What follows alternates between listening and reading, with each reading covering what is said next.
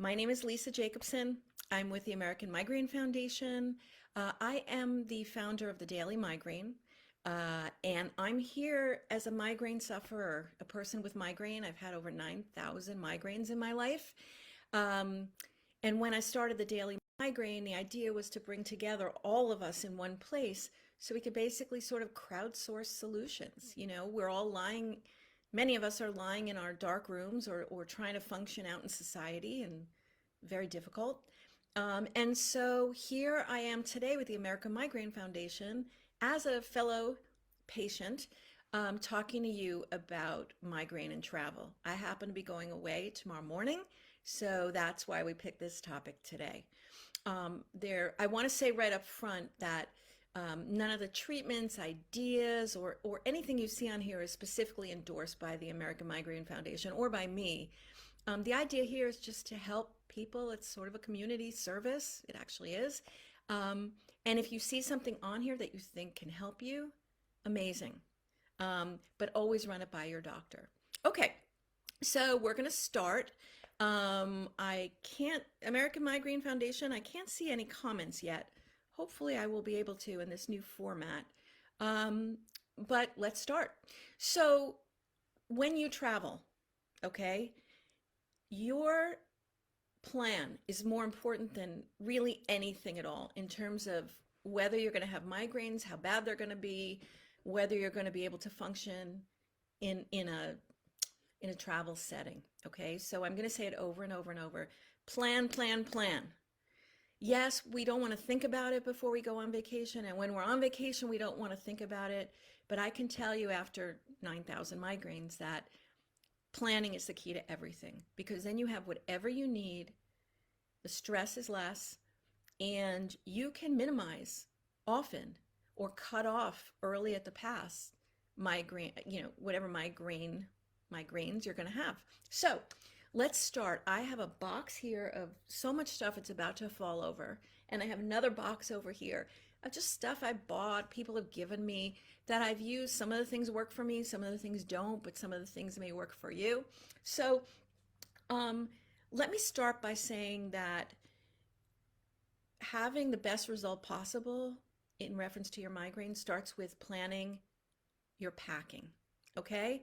So you got your suitcase or your bag. What do you put in there? I'd love to see what you guys have to say. And guys at American Migraine, if you could just turn on the comments, that would be really great. Okay, so let's start. So in no particular order, I don't know about you, but glare, heat, and sun is my trigger. So I always have a hat. You can have one of these little hats, but I find that, if I go for fashion and it doesn't have a brim, there's really no point in it, and my head gets hot and I get a migraine immediately. You can have, okay, you guys know, you can have all sorts of cute hats. And then there's this one I saw, you can probably get on Amazon.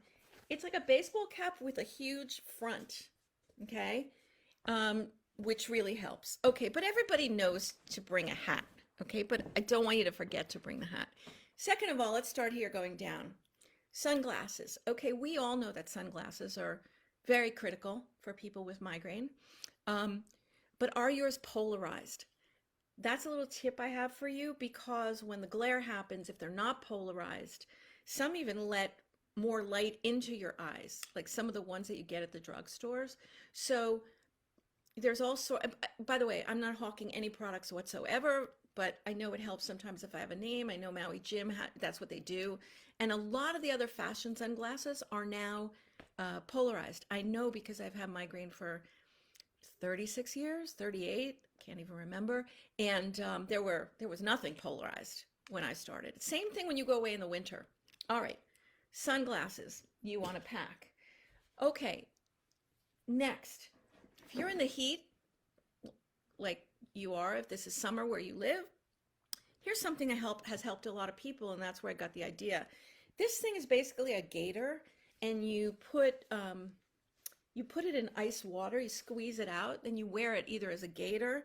The other great reason to have this with you on vacation, because you're going to be surprised at every turn, because not your home, is when you go let's say you get in an Uber and they have that horrible, you know, Christmas tree fragrance hanging from the rearview mirror, you can go like this. Or if you go in a store, I mean, most of us have masks right now, and you can use that as well. But I find this works for a lot of things. The other thing I do when I'm not traveling is I have a migraine bag. I pack it up. Again, planning is key. And I have one at work and I have one in my glove box of my car. And I have much of this stuff in there to use whenever I run into an emergency. Okay, packing. Let's keep going. I always, even if I'm just, I mean, I have it in the car, I have it everywhere, are these disposable ice packs, right? I cannot tell you how many times I've had to just go like that or step on it because it's too loud for my ears and put it on my head. I've also put it in my shirt. I put it in my pants, like wherever, when I start feeling like it's going to be too hot. I buy these, I must keep these people in business, but I put them in everywhere. In my car, at work, in the kitchen, I always have one in every single suitcase I have. All right, then a lot of people like these. Didn't help me, but it doesn't matter what's helped me. That's going to be one of my points here, that everything I have seems to have helped somebody, and a lot of people. These are like well patch, migraine patches. This thing is called Be Cool, but the idea is you take off the top and you put it on and it stays on. And for a lot of people, does that get rid of their migraine? Absolutely not. But does it minimize? Maybe. I mean, my key, and I've spoken about this before, it's something for you to think about. If your idea of success is just completely eliminating your migraine, that could be a recipe for failure. Yes, some people have completely gotten rid of their migraine by stopping, red wine or aged cheese, or going into menopause when there's no more hormones, or living in a freezing cold place when you have, heat as your trigger. But most of us, it's much more complex than that. There are many triggers, or we don't know the triggers, or there's some triggers under some circumstances. Okay, so trigger management is something that's really, really important, and that's what you can do with planning. So what I suggest is, we all know what a 10 migraine is and what a 0 is. Many of us haven't had a 0 in a while, but we know what it is, right? So if you're at an 8, you all know what that means. You can barely function. You probably can't function. But if you could get that down to a 6, we're very tough. We have a very high pain tolerance, as we all know.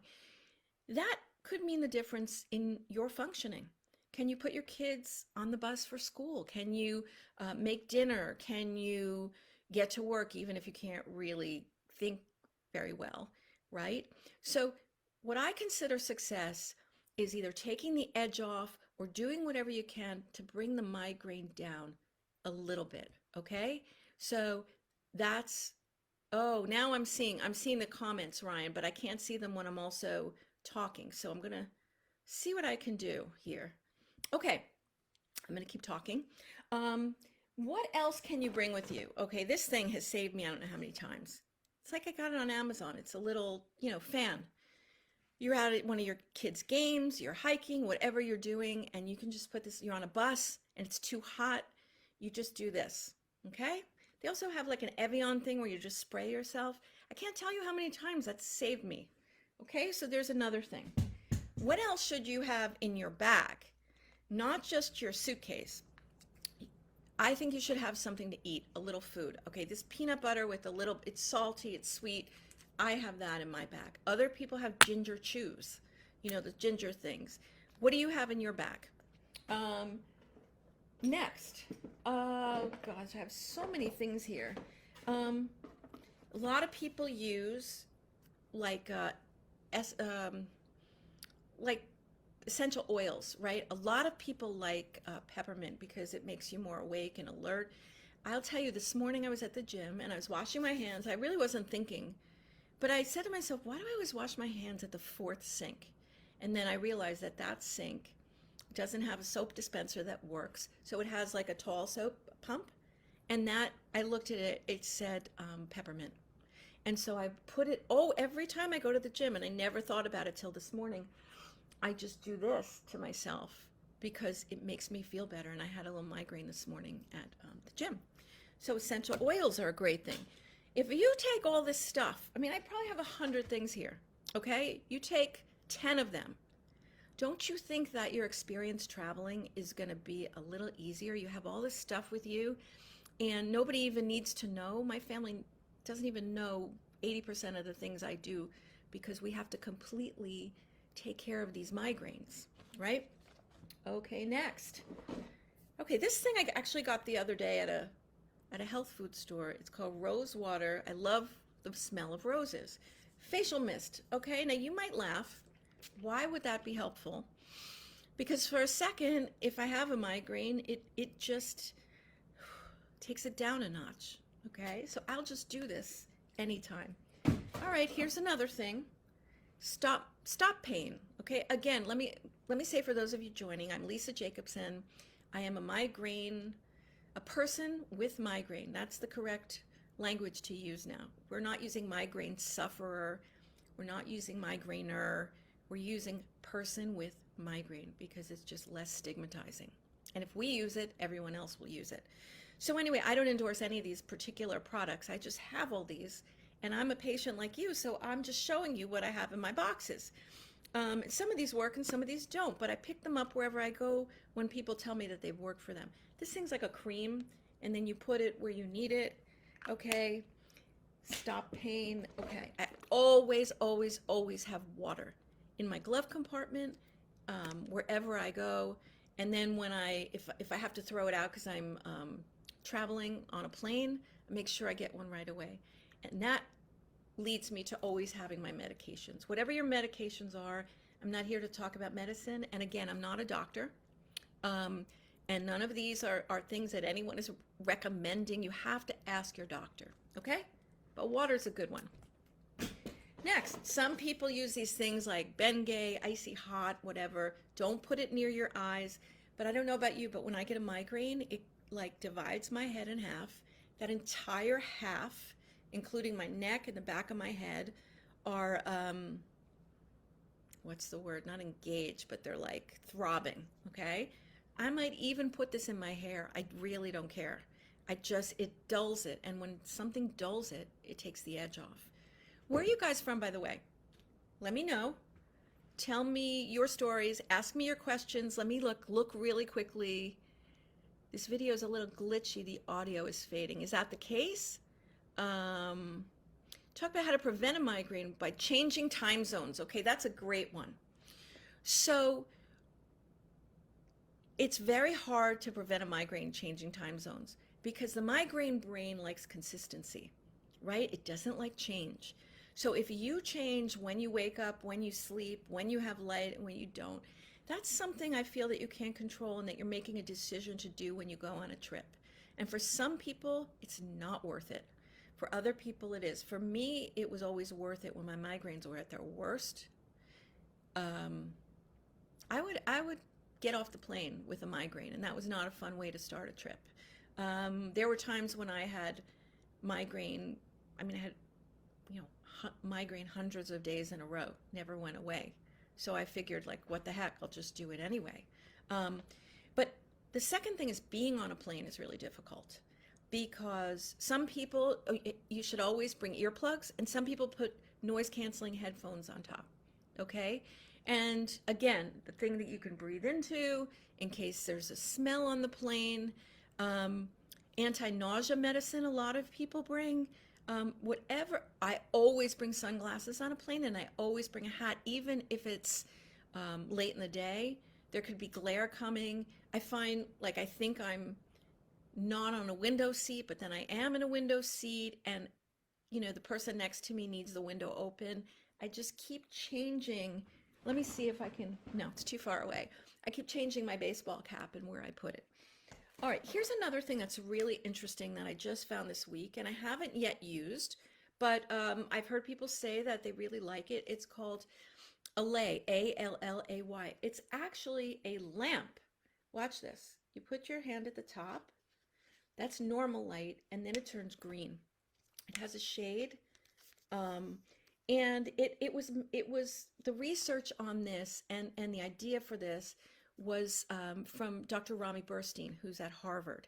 And the idea is that as people with migraine, see, you have to use the right expression, um, when all the different Roy G. Biv, you might have learned that in science, red, orange, yellow, green, blue, indigo, violet, when they all parts of light come into our eyes, for people who are light sensitive, can be very painful. But green has been shown in many, many studies to be the best for people with migraine, also the best for sleeping.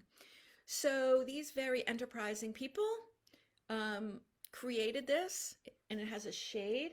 And the idea is for like a half hour, before you go to sleep every night, you get off your screens and you read, brush your teeth, whatever you have to do. And a lot of people feel calmer, feel better. I don't know. I haven't used it yet. I'm going to use it this coming week, but I'm trying to give you guys as many things as I can. Maybe that's something to take on a trip. That's called Allay, Allay. Okay. Then we've got peppermint tea, right? You guys know some people like jasmine, but peppermint is for me, it makes me feel more awake. And I am always, because I hate heat, I'm like one of those people who are like a fish in the window where there's fish with ice in a fish shop. I need ice everywhere. So I have ice all the time. So peppermint iced tea is good. What else? Okay, here's something that I invented, but I don't even know if they're selling anymore. But there are many kinds of this. This is called a migraine hat. There's ice cap. I don't know. There was something on Shark Tank. This is ice in here. Okay. All you do is put it like this. And I think this takes it down a notch. What I do when I'm on vacation or working and I'm away, I ask in advance, could they put a little freezer in my room? You know, a lot of times they'll put a refrigerator, has a tiny little part at the top, and then I leave this in there, or an ice pack. Okay, and so again, if you can get from an 8 to a 6 or a 7 to a 5, I consider that a huge success. What do you guys think? I'd like to know your opinions down in the comments. Or let me go down to the comments again. Oh, Neely, thanks. I'm glad you like my version. Okay. Now, I want to say something about the American Migraine Foundation. When I started out 36 years ago, there was literally nothing for me, and there wasn't probably even an internet, now that I'm thinking about it. But I have found that the American Migraine Foundation is amazing. That's why I'm doing this. I'm volunteering to do this. They have so much stuff on their website for you to read. Just type in travel, just type in emergency room, type in migraine every day. There's people there to help you, and I know the people now. And the doctors involved, like they do research. They're amazing. So use their website as almost like your library, okay? Especially when you're home in the dark. All right, next. This is really important. And these are in no order, as you can tell. I have something that says emergency room, okay? And I have a letter in here. Okay. The 3 times I needed to go to an emergency room, and I actually didn't go. I don't know how I didn't, but I was in Boston in a hotel for a work thing, which makes you wonder, well, maybe that's because it had to do with work. But anyway, it was so bad. You know, guys, when you're like a 9. Okay, I reserved 10 for I don't know what, but it was a 9. And what I learned is that I started asking people for the daily migraine, like, what's been your experience in the ER? And they say that many of them feel treated like a drug seeker, because unfortunately, people who want opioids quickly think, oh, why not just say I have a headache, which ruins it for the rest of us, okay? They don't give opioids anymore, which is fine because that's not a great thing to give for migraine. I'm not a doctor, but that's what I understand. So what I tell people to do, and if anything helps you today, I hope it's this, and you should take it on your trip, is you have your doctor write a letter, whoever your doctor is treating you for migraine. And if you don't have one, it's really good to get one. And it should say your name, you are a person with migraine, okay? They are treating you. Here's what medications you're on. And that they have told you if you find yourself with a migraine that you cannot handle, here are the things the ER should do. Here are the drugs they should give you. And if they have any questions, here is my phone number. Do you know how much success you're going to have in an ER with that? Half the time people in the ER don't know what a migraine is. They think it's just a headache. They think you're making it up. It's a quote woman's disease, which is really bad for the 10% of males who have this disease and very offensive to the 90% who are women. Okay? Do this, and have 3 copies, one in your car, one at work, and one in your suitcase. So if you're in Italy, I don't know even what the healthcare system is, you at least, or anywhere in the US, you have this letter that says you are legitimate. And remember, when you go to the ER, there's everything that screws us up. There's lights, there's a lot of noise, there's waiting, there's smells. So having this is huge when you're on vacation. What else? This is my own little hack, okay? I'm very proud of it. I discovered it. I said on the last lunch with Lisa that I had to do for my job an interview with the Wall Street Journal in Manhattan in a restaurant years ago. And I had a horrible migraine. So I came up with this idea of getting like a can of cold soda from the deli next door. I said to the people, listen, I have a terrible migraine. I don't want you to feel bad for me, but I'm going to do the whole interview like this because it was in my eye. And I did. And after a few minutes, they forgot that that's, I was holding this on my head. And it was damping the migraine enough, maybe it was a 7, that I could speak. And I got through it. And ever since then, I know if I'm somewhere, even at home, like watching TV or something, and it's not horrific, I put this on there. And speaking of that, there's all this cool stuff you can get on Amazon. I don't even know where I got these from, okay? You can also get a jade roller, all these things. And I put it, it's cold. This is rose quartz. I put it just like this. It makes a huge difference. Or if it's in your temple, just to rub it. Again, does this get rid of your migraine? No. But does it help take the edge off? Maybe. All right. This thing is called lipogesic. I know it's, oh no, it's not backwards. One of my doctors told me that people have had success with it. It's like something you put on your lips, like lipstick. Okay. What else do I have? The very, very, very important earplugs. And if you have noise canceling headphones to go with them, you get extra points. All right. Migraine medication. Now, I don't know about you, but I am so angry at the people who make this. It's so great that they made them because they make me feel better, but look at this. How are you supposed to peel these, right? When you have a migraine, it doesn't come off. Then once you peel the top, there's another peel. So somebody gave me a trick. When you get these, if you have these, open them up, take them out, throw this damn thing out, and put them in a bottle. And then they're like any other pill. Pretty smart. Okay, so I'm not talking about drugs, as I said right now, but this is the golden age of migraine, according to many, many migraine docs. So the idea is that there has never, until now, been a preventative that was actually created for migraine. The closest thing is Botox, but that's because people with wrinkles were using it and discovered that their migraines were gone. I've used 67 different medications in my 38 years, all off-label that were for other things, seizure drugs, anxiety drugs, oh God, all sorts of things. And almost none of them worked. But these medications, if you go to your headache doctor, neurologist or family physician, they appear to work much better for a lot of people. They're very expensive, so sometimes you can't get them. So I don't want to overpromise. And for those of you in other countries, I totally understand that some of you don't even have a healthcare system, So, okay. Those are just lots of things that I have in my suitcase. I wrote some other notes to myself here that are general about travel. Build in rest time. We know when we're stressed out, it is not going to make the migraine situation better. If you're going with someone else, you can call them to yourself, your migraine buddy, okay? Even if it's a person who doesn't understand your migraine or appreciate them or is even nice to you. Many people have that situation. Let that person take over, especially if you have kids or other responsibilities, or here you are fighting the sun and the heat and the glare and the this and the that, and you're hydrating, and somebody's got to do some of these other things. So if you can trade off, that's great. And maybe you make an itinerary where you absolutely take the time. to take a break. So I want to start traveling after, post COVID. Many of you have, some of you haven't, but I really haven't. And I would like to go to Ecuador. It's just a place I want to go. And the challenge is it's sunny every single day. And so I've been thinking of going on a tour. But every night I'm a little panicked because I say, what am I going to do every morning when it's totally sunny and like 85 degrees out? Yes, I could put on my sunglasses, my hat, but how am I going to hike or go like in the water?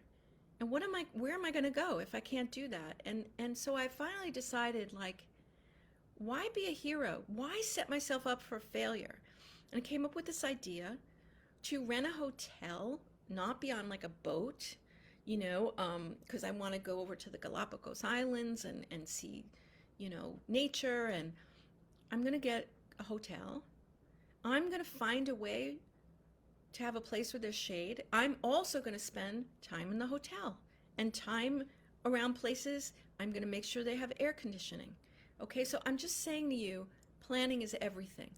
All right, if you get exercise on a daily basis, a lot of you can't exercise when you have a migraine, try to keep everything regular. As I said, the migraine brain, it likes to have like ritual, okay?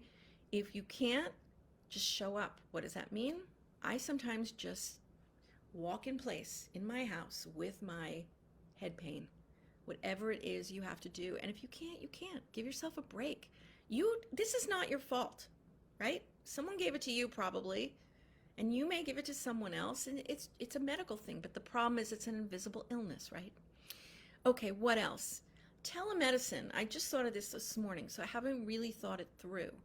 But I think that there are ways to, in advance, find a telemedicine provider who you might be able to make an appointment with on the fly. Okay, that's not like a regular doctor where you have to plan it a month in advance. I think I've read that, and maybe they're not headache specialists, but just if you need some support. And the other thing is, most people don't really think if they go out of the country or wherever they are about where a hospital is or where a doctor is. You may need to think about that. So don't avoid it, just do it. It's part of you doing self-care, which is totally critical. What else? Let's see. Yeah, there are chairs with, the beach chairs that have like those sunshades on top. I have never had them. I'm going to go out and buy them this afternoon, actually. And I think that that's something, if you're on a road trip, you keep it in your car, and you're never in a situation where you can't find, shade.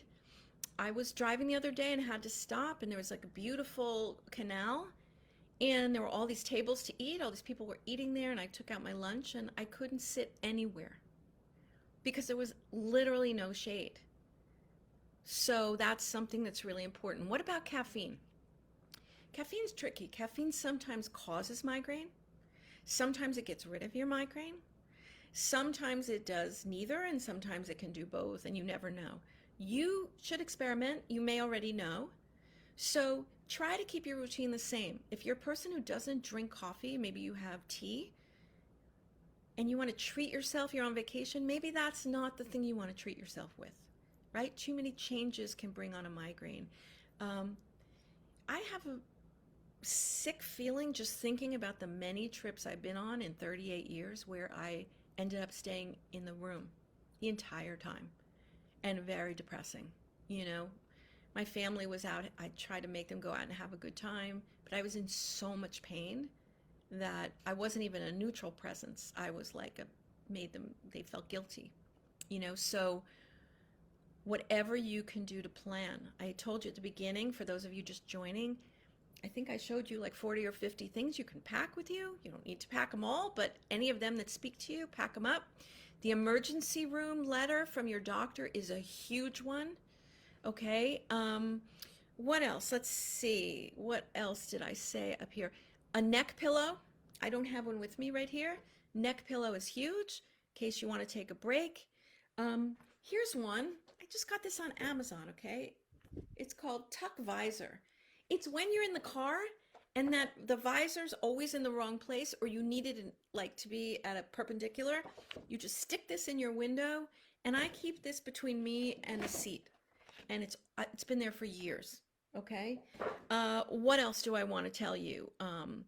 The polarized sunglasses, the hat, um, the job of your children. Let's talk about children, which we did last week. Okay, as a parent, this could also be about elderly parents. Many of you take care of your elderly parents, and some of you take care of your kids and your elderly parents, right? Or people who are with you who are disabled. Um, it's really hard to be a caregiver and have migraine, and that's an understatement, right, you guys? So, what do? Well, now that I'm older, I have discovered that my worry about my kids becoming totally screwed up because of my migraines not only didn't happen, but they are very, very compassionate people. And one of them is studying to be a doctor, and right now is working on the neurology in the neurology clinic. And I don't think that's a surprise, right? So I think that if you play it right and you say it in a way like mommy or daddy has a pain in her head, sometimes it happens and it will be better. But when mommy has that, mommy has to rest. And you can give your kids a job. One of my kids loved the job of bringing me ice. And one of my other kid loved the job of cuddling up with me for like 2 minutes. Actually really made me feel better, right? Not all better, but I guess my point is that the worry that you're screwing all these people up and you're giving them a bad time, and the guilt, and maybe I shouldn't have come, and like, why do that to yourself? All right. So I'm basically here to say, let's do the 20,000-foot view down of migraine and travel. Plan, plan, plan. Okay. Pack whatever you can that's going to make your life easier, that you can just grab when you need it. Number two, don't put so much pressure on yourself that you're going to get a migraine. You're not going to be able to get rid of it. You're not going to be I would just assume I am going to get one or more, because that was my life for so many years. And then just do what you can, I think, to make an incremental change, to bring it down enough to function a little bit or moderately. Okay. Number three, self-care is really critical. You shouldn't feel bad for doing it. And in fact, I'll just speak for myself. Beating yourself up is useless, but not planning or not taking care of myself so that I don't get these things in the first place, or that I can minimize them. If I don't do that, that's my bad. Like, that's bad. I think for me, there's no reason, I'm speaking for myself, that I have to pretend each time I'm not getting a migraine and then don't prepare. Why would I do that? It changes your life. If you can plan, get these things together, explain to the people going with you what's going to be happening and what your, contingency plan is. And if they judge you, if they criticize you, you have to just move on and be strong. Hopefully they won't. I don't know about you, but I've had plenty of people who've been the opposite, who said, Lisa, I got one migraine in my life and I don't know how you do this. Those are very understanding people, right? You can't control everybody else, but you can at least control what you bring when you travel with migraine. And I want to say that if it is going to be an 100% miserable time, and you know that, then maybe you don't want to travel. You don't have to travel if you're going to be sick an entire time. Wait till next year. Wait till next season. See if you can get someone else to go with the other person. If you have migraine, you're a man, you're with your spouse, ask your spouse to find a friend to go with.